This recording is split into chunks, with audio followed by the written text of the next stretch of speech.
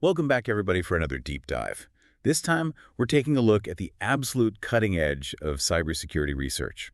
Always something new and interesting coming out. Right, and there's just so much of it. Yeah. So we're going to cut through the noise and pull out some of the most fascinating and important takeaways from the latest papers on the arXiv preprint server. Sounds good. Whether you're prepping for a meeting or just super curious, this episode is going to give you the need-to-know info. Absolutely. We're going to be talking about AI, intimate partner infiltration, Oh, wow. and even how decentralized finance or DeFi is vulnerable to manipulation. I'm ready. Let's get started. Okay, let's jump right in. AI. It's everywhere, but is it a force for good? Well, it can be. One paper called arXiv caught my eye. Oh, interesting. They're using AI to actually fight those pesky phishing attacks. I'm listening. What they do is they use large language models and vector databases to analyze and anonymize phishing emails. And they do this in real time. Yes. The goal is to have the system adapt to new tactics as they come up, which is... That's super important because it feels like every day there's a new phishing scam. Absolute. Phishing is a constantly evolving threat. It really is. Okay, so this AdaPhish sounds pretty clever. It does. But then there's this other paper, The Gradient Puppeteer, Oh, yeah. that shows how AI can actually be used for, well... The not-so-good stuff. Yeah. This one was really interesting to me. It digs into federated learning. Which... It's where models are trained on decentralized data. And the researchers found a way to exploit shared gradients to reconstruct private data. And they call this attack method EGGV. EGGV. Yeah. And what's concerning is that they say it has complete attack coverage and improved stealthiness. Oh, wow. So it's hard to detect. Exactly. So it seems like AI is a bit of a double-edged sword. Then I think that's a great way to put it. it can protect us, but it can also create new vulnerabilities. Exactly. As AI becomes more and more powerful, we really need to think about those security challenges. We do. Now, moving on to something completely different. Let's talk about a threat that's often hidden in plain sight. Intimate partner infiltration. Oh, right. This is a really sensitive but important topic. Absolutely. It's something that we need to talk about. IPI, intimate partner infiltration, is when an abuser basically uses their knowledge of the victim to bypass digital security. So like their passwords and things. Exactly. Passwords, personal information, all that. It's a disturbing trend. It is. And so how do we combat this? Thankfully, researchers are working on ways to detect and prevent it. Okay, good. There's this system called AID. AID. Yeah. It uses a really interesting two-stage architecture to identify any unauthorized access or suspicious activity on smartphone. On smartphones specifically. Right. And the thing that makes AID so interesting is its ability to balance privacy with security. I see, because you don't want to invade someone's privacy even more in trying to protect them. Exactly. Does it work? So far, the research suggests that it's pretty effective. It can detect things like non-owner access with high precision and a low false positive rate. That's really impressive. It is. Yeah. And hopefully tools like AID will empower victims and make it harder for abusers to, exploit technology. Right. Now let's talk about DeFi, decentralized finance. Cutting out the middleman. Right. But it seems like even in this decentralized world, there's still vulnerabilities. There are. This one paper really highlights the risk of price manipulation attacks in DeFi. Interesting. So even though it's decentralized, Right. there's still risk. The interesting thing here is that the researchers found a system called SmartCat. SmartCat, okay. Yeah, and it can actually identify attack contracts before they can even be executed. Whoa, wait, so it's like predicting the future? Kinda. SmartCat analyzes the bytecode of smart contracts, maps token flow graphs, and conducts real-time on-chain analysis. That's incredible. And get this, it's already uncovered 616 real-world attack contracts, potentially preventing over $9 million in losses. Wow, that's a staggering number. It is. It really shows that security in DeFi is just as critical as anywhere else. Okay, so we've talked about AI, intimate partner infiltration, and DeFi. A lot of ground covered. Yeah, and it seems like no matter where we turn, new threats are emerging. It's true. Now let's talk about backdoors. Classic cybersecurity concern. One paper really caught my eye. It explored the vulnerability of semantic communication systems. Semantic communication. Yeah, it's a relatively new area of communication where the focus is on conveying meaning, not just data. Right. But even in this seemingly secure world, there are backdoors to worry about. Unfortunately, yeah. So how do backdoors work in a system that's focused on meaning? It's a bit complicated, but basically attackers can embed malicious triggers into the training data sets for these systems. Interesting. So even if the system is trying to understand meaning, Right. if it's learning from tainted data, it can be manipulated. Exactly. And what's even more concerning is that this type of attack can be super hard to detect Okay. because it doesn't rely on changing the model's structure or data formats. It's very subtle. So how do we defend against this type of attack? Researchers are working on new defenses, like using semantic similarity analysis to detect these backdoors. So it sounds like we're always playing catch-up. It can feel that way. As soon as we develop new tech, attackers are figuring out ways to exploit them. Makes sense. And it's not just new technologies that are vulnerable. Another paper caught my attention about distilled data sets. Distilled data sets? Yes, they're meant to be more efficient and easier to share. But as it turns out, they can be vulnerable to something called dark distillation. Dark distillation? That sounds ominous. What is that? It's a new type of attack where bad actors can actually inject backdoors into these data sets without even needing the original data. Wait, they can poison the data without even seeing it? How is that even possible? It's wild, right? Yeah. It exploits the process of distillation itself. They manipulate the way the data is compressed Oh, wow, I see. to embed these hidden backdoors. That's both ingenious and terrifying. Right. It really shows that we need to be thinking about security at every single stage. Absolutely, from creation to processing, storage, and sharing. Okay, enough theory. Let's get down to brass tacks and talk about real-world data breaches. Good idea. One paper analyzes the LastPass data breach. You remember that one? Yeah, I do. An attacker got into an employee's home computer and accessed sensitive customer data. Oof. Yeah, that one was rough. It just highlights how important it is to secure every single device. Especially now that so many people work remotely or in hybrid environments. Exactly. We need to be protecting every endpoint. Agreed. And employee training is crucial. They need to know the risks and how to keep that data safe. Absolutely. Okay, the next paper looks at the 23andMe breach. Another big one. It's a good reminder about the dangers of credential stuffing attacks. Right, where attackers use leaked usernames and passwords to try to break into accounts. Exactly, and they were successful in compromising thousands of accounts. Yeah, leading to millions of user profiles and sensitive genetic data being exposed. I can't believe people still reuse passwords across accounts.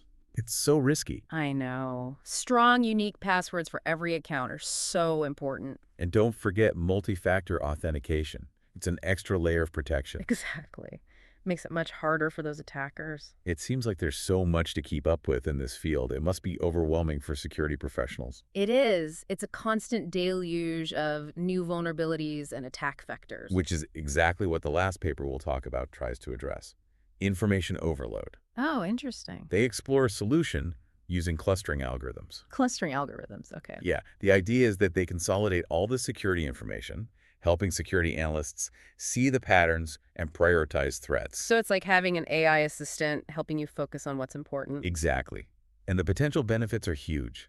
They estimate this could save analysts thousands of work hours. That would be amazing. I know, right? It could help reduce burnout and free them up to do more strategic work. It's a glimpse into the future of cybersecurity. It really is AI, helping us manage the ever-growing complexity of security. I like it. It really is. It's amazing how quickly things are moving these days. It is. And it just highlights the importance of research like this, to help us understand those vulnerabilities and the potential solutions. Absolutely. And speaking of solutions, have you heard much about quantum key distribution? QKD. I have, but to be honest, I'm not entirely sure I understand how it works. So basically, it uses quantum mechanics to share encryption keys. Okay. And what's really cool is that it's theoretically unbreakable. Wait, really? Even with quantum computers on the horizon? Theoretically, yes. QKD could offer a level of security that we've never seen before. So is QKD the answer to all our cybersecurity problems? Well, hold on. While the theory is awesome, there are some practical challenges. Like what? Implementing it on a large scale is expensive and complex. I see. So it's not a magic bullet. Not quite, but it's definitely something to keep an eye on. For sure. What about more traditional security methods, like software obfuscation? Obfuscation. Making code hard to understand. Exactly, like a puzzle for hackers. Right. There was this paper that talks about a really cool technique called sensor-resistant instruction independent obfuscation. Try saying that 3 times fast. I know, right? But the interesting thing is it's designed to make obfuscated code resistant to sensors, which attackers use to analyze and understand the code. So it's like adding an extra layer of protection to make it even harder to crack. Exactly. It's a constant back and forth, this cybersecurity game. Attackers develop new techniques, and defenders come up with countermeasures. It never ends. But that's what makes it so fascinating, right? It does. Speaking of high stakes, what about connected autonomous vehicles? CAVs. Self-driving cars. I can already see the headlines. Hackers taking over cars, causing chaos on the streets. Well, it's not quite that dramatic, but CAVs do present some unique security challenges. In what way? They rely so heavily on communication, both internally and with external systems like traffic lights, other cars. Right. And any communication channel is a potential target for an attack. So what kind of attacks are we talking about here? Think about someone jamming or spoofing GPS signals. So the car would lose its way or be sent off course. Exactly. Or an attacker could gain access to the vehicle's network and manipulate its control systems. That's scary. It is, especially since CAVs are designed to operate with very little human input. So are we doomed? Not at all. Researchers are working hard to develop robust security for CAVs. Like what? Intrusion detection systems, secure communication protocols, and even blockchain-based solutions for secure data sharing. So a multi-layered approach. Exactly. It's a complex problem, but it's one that we need to solve if we want to see CAVs become truly mainstream. Absolutely. The stakes are just too high. Sure. Okay, let's move on to a threat that's been around for a while. Ransomware. Ugh, ransomware, everyone's favorite. It feels like every other week there's a new attack. It's a huge problem. But the good news is researchers are coming up with new ways to detect and prevent it. Oh, like what? One paper caught my eye. It talks about something called hierarchical entropic diffusion, or HED. Hierarchical entropic diffusion.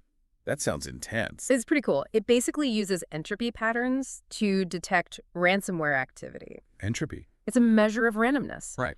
When ransomware encrypts files, it creates these distinct entropy patterns. So HED is like a fingerprint scanner for ransomware. That's a great way to put it. It's a promising approach, but again, it's an arms race. Right. As defenders get better, attackers will adapt. Exactly. It's a constant cycle. But it's good to know that there are people out there dedicated to finding solutions. Absolutely. And that's what makes this field so dynamic. Okay, shifting gears a bit, what about graph neural networks? GNNs. I know about neural networks, but how are those different? So GNNs are specifically designed to work with graph data. Graph data. Think of it like a network of interconnected nodes, like a social network or a map. Okay, I'm following. And GNNs are used to analyze these networks and extract insights. Interesting. But what about security? That's exactly what this paper explores. Yeah. The robustness of GNNs to attacks. So someone could manipulate the graph to mess with the GNN's predictions. Exactly. They could disrupt performance, lead to wrong predictions, even system failures. It's like giving the system bad intel, but instead of messing with the data itself, you're manipulating the connections between the data points. Exactly. And the researchers found that GNNs can be quite vulnerable. So what can we do? Thankfully, they also propose a new method to make GNNs more robust, called XGN-insert. XGN-insert, like a shield for GNNs. Exactly. It's a really exciting development in the field, especially since GNNs are being used more and more for things like fraud detection and drug discovery. So we need to make sure they're secure. Absolutely. Okay, ready for more cutting-edge research? We are back for more cybersecurity deep dive fun. Always ready for more cutting-edge research. What's next? Let's talk large language models, LLMs. Ah, yes. Everyone's buzzing about ChatGPT these days. It really is incredible what they can do. But like any powerful tech, there are risks as well as rewards. I can see that LLMs are amazing at generating text, but I could also see how that could be misused. That's exactly what this one paper explored. Whether LLMs could be used to hack into enterprise networks. Wait, what? LLMs hacking network? I thought they were for writing and things. That's the common perception. But these researchers created a system that uses LLMs to conduct what's called assumed breach penetration testing. Okay, so they're basically simulating a hack. Right. They gave the LLM access to a fake network environment to see if it could break in. Did it work? Surprisingly, yes. The LLM was able to compromise accounts within the network. That's a little unsettling, to be honest. Like giving a super intelligent AI the keys to the kingdom and hoping it doesn't turn on us. It definitely raises concerns, but there's also research looking at how LLMs can be used for defense. So they're a two-sided coin. Exactly. The same tech that could launch an attack could also defend against it. Interesting. And there's this other paper about using LLMs to detect phone scams in real time. Phone scams? Those are still a thing. Sadly, yes. and they can be very convincing, especially for vulnerable people. So how would an LLM help? The idea is to have it analyze the language used in conversations, looking for patterns and red flags that might indicate a scam. So like a real-time scam detector. Basically, it's like having an AI bodyguard for your phone calls. I love that analogy. It's pretty clear that LLMs have huge potential in cybersecurity, both good and bad. Absolutely. It really comes down to how we choose to develop and use them responsibly. Okay, moving on. Let's talk about privacy.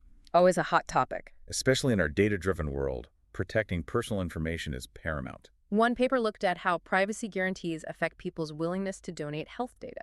Interesting. I know a lot of people are hesitant to share their health data, even for research. For good reason. They're worried about misuse. Right. This study explored how different guarantees, like data expiration and anonymization, influence people's decisions. So it's about finding the right balance between protecting privacy and advancing research. Exactly.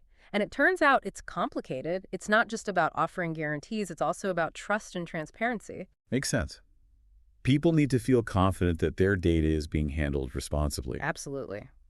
Well, we've covered a lot of ground in this deep dive. We have AI, quantum key distribution, software obfuscation, self-driving cars, ransomware, graph neural networks, LLMs, privacy. It's been a whirlwind tour of cutting-edge cybersecurity research. If I had to sum it all up in one word, it would be evolution. This field is constantly changing. I agree. It's a never-ending dance between attackers and defenders. And the research we've discussed today is playing a huge role in shaping the future of security. It is. It's helping us develop new defenses, understand new threats, and even grapple with the ethical implications of emerging tech. So what's the one thing you want our listeners to take away from this deep dive? Stay curious, stay informed, and stay engaged. Cybersecurity is everyone's responsibility. Well said.